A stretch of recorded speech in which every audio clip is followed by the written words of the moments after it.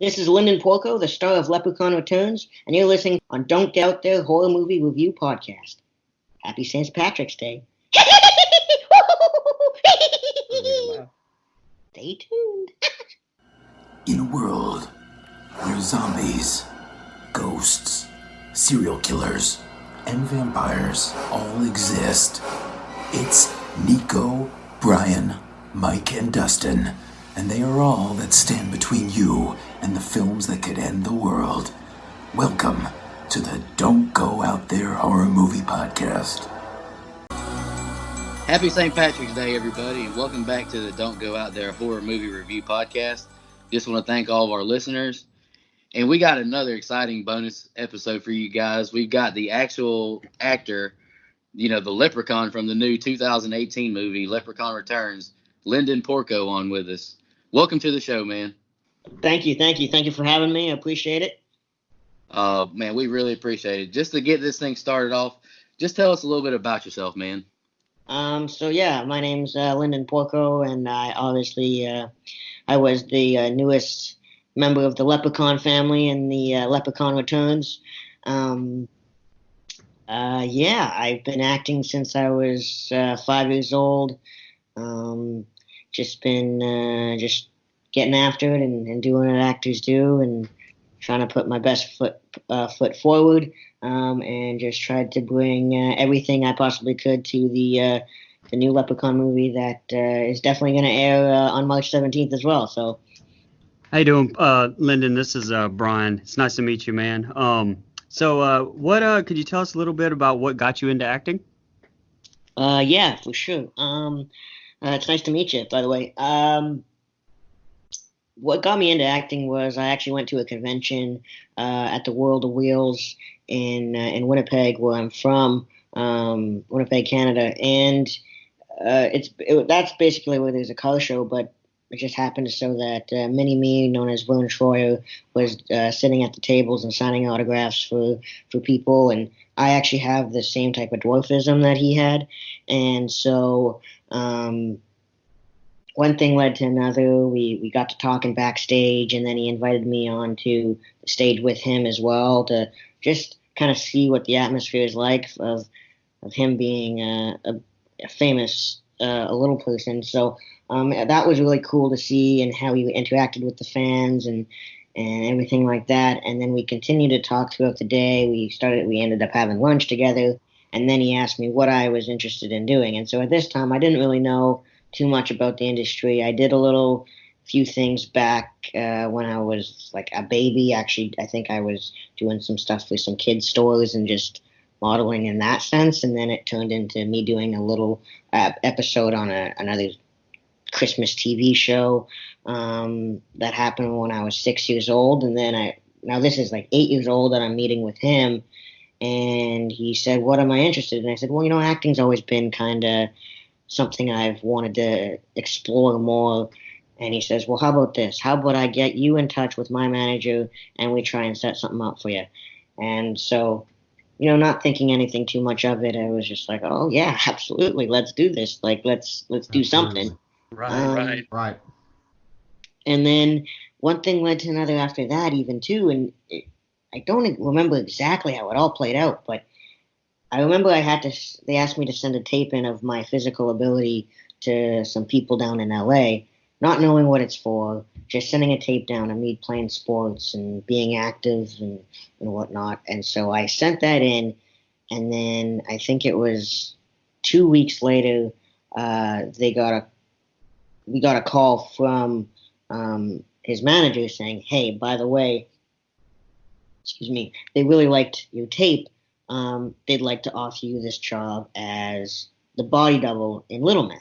And I mean, just thinking like, body double, Little Man, like, okay, sick, like, let's do this. It doesn't matter what it is, like, I'm just down. Absolutely. And so, yeah, it's just like one thing led to another after that, and they flew me down to LA. They body casted my body. Like a whole bunch of things happened, and then it was just kind of like a whirlwind. And the next thing I know, I'm on the set in LA, doing some screen tests for the movie Little Man, and I got to meet Sean, Marlon, Keenan, like everyone that was a part of it, the producers as well, the stunt coordinators, like everybody was there, and so it was completely amazing, and how they um, how they brought me in and just immediately treated me like their family was something that I noticed right from the get go, and how I will never forget that, and it made that experience so much more enjoyable because as soon as I walked on to that set and that production, it was like you, my family, and it was just it's really kind of speechless thinking back on it now that it's been so long since that happened, but I have no doubt that they do that for every single one of their shows or movies. They just treat everybody like family, which is, I think, the most important thing to do in this industry for sure. That's good stuff. Absolutely. Hey, man, this is Mike here. Nice to meet you as well. Nice to meet you. So another question I have is, were you a fan of the Leprechaun franchise at all? Have you seen any other movies before taking the role? Yeah. So I actually am. Hold up, am I allowed to swear on this at all? Absolutely. Yes, absolutely. Okay. So yeah, so when I first heard about the franchise, I've obviously heard about the franchise previously before getting the part and everything like that. But I'm scared shitless of horror. Like I don't watch horror because I'm so scared of it. I'll tell you an experience that I had when I was younger with my friends because they know I'm scared shitless of horror. Like it's just. So they dragged me to the Ouija movies, Yes. Right. and everything like that. I can't remember which one it was, but there was this. They dragged me to it and said, "Hey, Lynn and Neil, we're going to this movie. You gotta come." I'm just like, "Wait, what kind of movie is it?" It's a horror movie.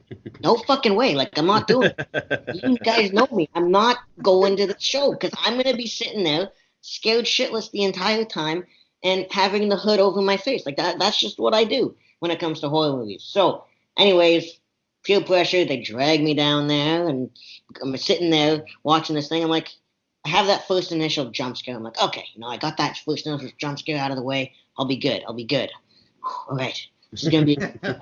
I do enjoy watching the movies, but at the same time, I just don't like getting scared.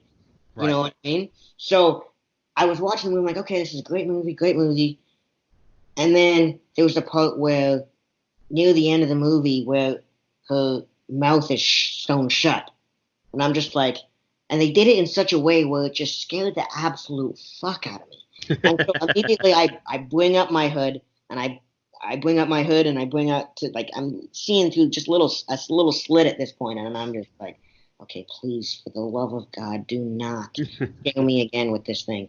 And then they start cutting her mouth from the being like stitched, and I'm just like, no, that's it. Like so I immediately just pulled the rest of my hood over my face, and that's how I'm very scared of horror movies. So going back to your question about have I heard of it or have I watched it, I have heard of it, absolutely. I actually watched the first Leprechaun movie in South Africa before I filmed because I wanted to be very fresh on the material that I was going in to portray because it is a direct sequel to the first one. So I wanted to see how it all kind of played out and what I could maybe do to bring some of what Warwick Davis did into the character of mine, but also not mimically do what he did because I just don't feel that's my type of acting. Absolutely. And if that's what they wanted, then I could have done that. But it seemed like they wanted it to be a little bit of my own, which I was very appreciative of and thankful for. So yeah, I just watched it right before I went on the set. I watched it probably like 3 days before we started filming, in order to be really fresh and really just know what that whole franchise was about from the first movie. And then just go in there and bring my own little twist to it, and just kind of go after it and whatnot. Lyndon, you brought up Warwick Davis. He played. when you took this role, man, you took on, an iconic, horror icon, honestly. I mean, Absolutely. he's just as recognizable as a lot of, the main, slashers and villains in horror. What was it like, taking on the role of Leprechaun after Warwick Davis left such a great legacy as that character? Yeah, so I think that it's definitely something that I thought about when I first got the part, and just kind of thought to myself like this is some big shoes to fill, absolutely. But with with what I've done in my training and everything like that, when it comes to my acting, I knew that I was capable of doing it, and so I just kind of put my full on trust of what I was capable of, and just brought everything I knew to the table. And I kind of said, you know, I didn't necessarily want to mimic his performance, like I said before, Right. because I I wanted to bring my own little twist to it, but be honest to what the franchise was as well. You know what I mean? And Right. so when it comes to having his performance and seeing what he did in the first one before I watched it, it's like, okay, I know what he did. I'm going to respect what he did as well as bring my own little twist to it. But it's definitely something that I had a conversation with the producers on, while we were filming. I think the trailer got released while we were filming it, and there was some things being said on the internet, like what people say when it comes to like, oh, you can't replace this person, you can't replace this person. It's not going to be good. It's this and that and this. And so one of the producers came in and talked to me actually, and was great, and just said, hey, you know what, Lynn, like we really liked what you did with the tape, so just keep doing what you're doing, and I'm sure you're going to kill it in this movie. And so that really helped me at the beginning, because just knowing that I was who they wanted in it, because Warwick Davis obviously wasn't available. It was something to refresh my mind and be like, okay, I got this. It doesn't matter what anybody else is saying right now. I'm just gonna go in there and do my thing, and if they like it, they like it, and if they don't, they don't. But the only thing I can do is just give 125%. Right. Well, you definitely won people over. There's no doubt about that. Oh, thank you very much. So the Leprechaun has a very unique, amazing look, obviously. I mean, it looks very extensive. Can you kind of tell us a little bit about the process, how long it took to do the makeup and that sort of thing? Absolutely. Yeah. So immediately it took. I think the first day we did the screen tests for the Leprechaun was thinking like I want to say like 7 hours. I was in the Oh, chair. wow. Wow. Um, I want to say it's 5 to 7 hours that I was in the chair Whew. for sure the first day, because they wanted to perfect the look, and they also needed to take a lot of pictures in order to remember like Right. how everything looked as well. So the process of getting that on the first day was long, but it was very enjoyable to know that they they cared so much about putting it on and making sure that it was perfect, to take the time to do it, which I completely respected, and it turned out like phenomenal. I remember the first day, and I was just looking at this thing, um, after we'd taken a break, because what it was is it's a Hmm. it's a foam prosthetic, and so they have the cap on where it's just you just see the my face basically, and then they have the ears and everything, and that's the foam, and then there's just a second piece where it covers my face and doing that as well. So they had a lot of detail when it comes to the head part, and then when it comes to my face, there's also a tons of detail in that as well. So it was pretty crazy to get up on when I had my first break, when I had the full prosthetic on, and just look myself in the mirror. And Right. as soon as I did that, and I just took a second, because you're going through this process, you're closing your eyes, you're doing all this stuff, and so you don't really like you still seeing yourself in the mirror when it's getting put on, but like when you take that moment to just like actually like truthfully see it, that's when it's just like, holy shit. Now, did the process get a little bit faster? You know, I mean, after the first day, taking 7 hours, did it get down a little bit, going through? Yeah, definitely, Okay. yeah. Okay. So we got it down to around 3 hours every day. Oh, wow. Okay. So it was a very smooth process.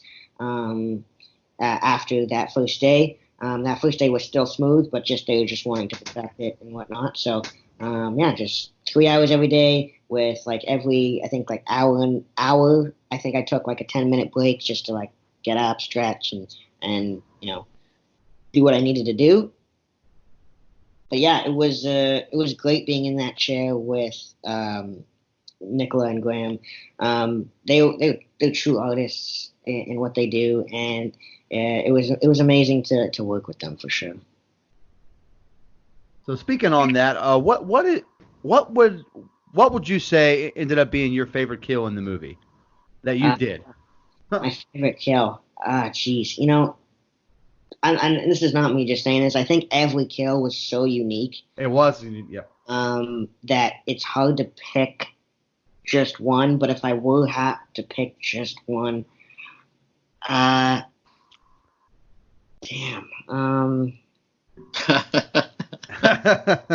Like it's really hard. Like I could talk about each individual kill and how it was unique. You know what I mean? And how I did enjoy each individual one because of certain things that just interlocked in order to make it just awesome for that person who died. You know what I mean? Well, please go ahead. Yeah. Hey, go ahead. I'd love to hear about all of them. They're Yeah. all, honestly, Linden, all of the kills in this movie are great. They really are they are. bad Yeah, kills. they really are unique. Absolutely. So I think like we'll start right from the very beginning. I think when it comes to Ozzy, coming out of his stomach was like the rebirth of the Leprechaun, which is just Right. that's fucking sick. You know what I Yes, mean? it Like, is. the start off the movie is just like, boom, here I am, motherfuckers. Like let's get the show on the road. You know what I mean? Like Right. that's what I think that scene kind of like says about the movie. It's just like you're in for a whirlwind at this point because that's the first kill.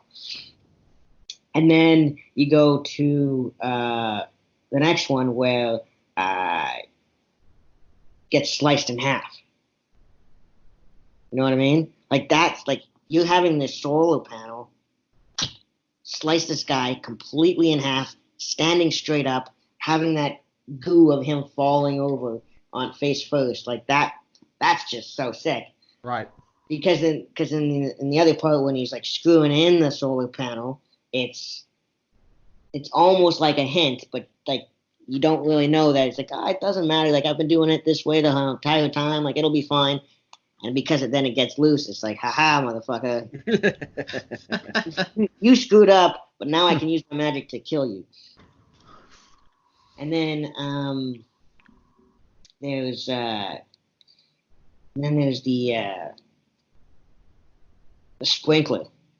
The sprinkler one was a lot of fun to do because before we even started filming it, I got the music that they were going to play while I was doing my hand gestures to like I was playing, you know what I mean? And so that was interesting to hear that. And as soon as I started hearing that, I started like moving my hands and getting into it. So I was like, oh damn, like that's this is gonna be sick when you see what happens with the sprinkler going like flinging right through her fucking skull into her mouth, and now it's spewing blood and whatnot. So that was really cool to see me have it because obviously me being a leprechaun and I say some of my lines in a rhyme, so I'm kind of fluent in that way as well too, right? So that was really cool to see them do that kill. That one was when I watched that one back, I was like, holy shit. Yeah, because it was all like these are all like practical effects that they used, which is amazing. Yeah, that's so much better. So much better. Love practical. I love the practical effects in this movie. Absolutely. And that was one thing that Steven Kostanski really wanted, because he does work with special with the effects and whatnot, right? You know what I mean? Like he does like a lot of practical effects, which you're right. I think it did make this movie a lot more special when it comes to people seeing it, like the audience seeing it and knowing that nothing was really CGI when it comes to the kills or whatnot, you know. Absolutely. Yeah, and then I guess there was the next was the decapitation kill, and so that was really cool because he was super into his drone and wanting to be a filmmaker, and now it's me turning it back onto him and saying, "Hey, you want to be a filmmaker? Watch this, watch this film." You know what I mean? Yeah, so when that happened and it was the decapitation of his head and then the head like squirting out blood, that was also like it was the stuff that they made for this film. Looking back at it, to me, it's kind of unbelievable that they got all this done and we shot this whole movie in 19 days. Wow. Oh, Like, wow. Holy smokes. It was a lot. They did a lot of work when it comes to the practical effects. Absolutely. And making sure each kill was top notch and to the best of their ability. So Absolutely. that was awesome to see. And then I guess the next kill was the shovel of her getting the reward. And so she hits at it a few times while she's in the movie, and I love it that I'm doing the mini me and saying, can't touch it. You know, and then throwing the hammer and biting me, and then she just trips over the broom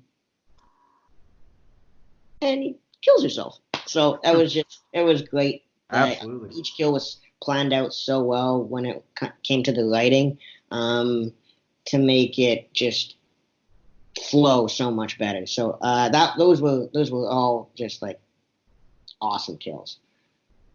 Hey, Linden, you let me down, brother. I'm a mailman. Tell me about the mailman kill. Oh yeah, the mailman. Oh shit.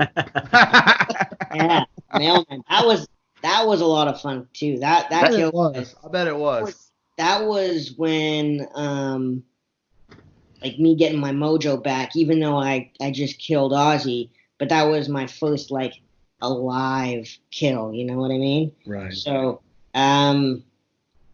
that one was super cool for them to use like just seeing my eyes in the mailbox and then me popping up and driving the mail truck over his head and splat that thing goes. That was another awesome kill to watch it back and be like, oh shit, this is so sick. Like it's just yeah. It was amazing, these kills. I can't even think about doing it again because it was just like holy shit. Yeah, man. Like today at work, like I said, I'm a mailman, and work was so damn awful. I was like, man, I wish a leprechaun would just go ahead and put me out of my misery today. Well, we can maybe make that happen in the next one. There you go. There you go. Hey, Nico's first roll. Let's do it. That's right. Hey, next question we got for you, man, is what was your favorite on-set moment? Like, what stuck out to you the most? What stuck out to me the most? Looking back at it, let's see. I think just when I went to set, when I wasn't working or I had a short day, and just hanging out with the cast and the crew and just really just chatting and getting to know one another. Those are the moments that you just can't buy. Right. Those are you building a connection with some basically random people that you've never really worked or never really talked to before, and you're creating something, and giving your all to an audience and to the production every day. And so when you do those kind of things, you really build some chemistry with these people. And so that's why when it's getting to the end of the film and you almost done shooting. It's hard to say goodbye because Absolutely. you've done some, like, you've worked together for how many days and how many hours, and uh, it's you'll always have that memory with those people, which is something that you, like I said before, that you just can't buy. So I don't necessarily have just like one individual memory that stood out because uh, each time I'm on set is another uh, memory that I get to lock away and remember forever. And not only that, I was also filming in South Africa, and that's Wow. just something That's that awesome. That's awesome, man. That's incredible. I would have never went there unless I was filming it. You know what I Right. mean? Of Now that I course. have one, I want to go back. Right. So yeah. So you did a little bit of work as another horror icon in Chucky and Cult of Chucky. Can you tell us a little bit about that? Yeah, that was really cool. So I think I got a call or a message from one of the casting directors in Winnipeg, um, and she basically, I think, sent some emails to my agent and said, hey, they're looking for a body double in the Cult of Chucky.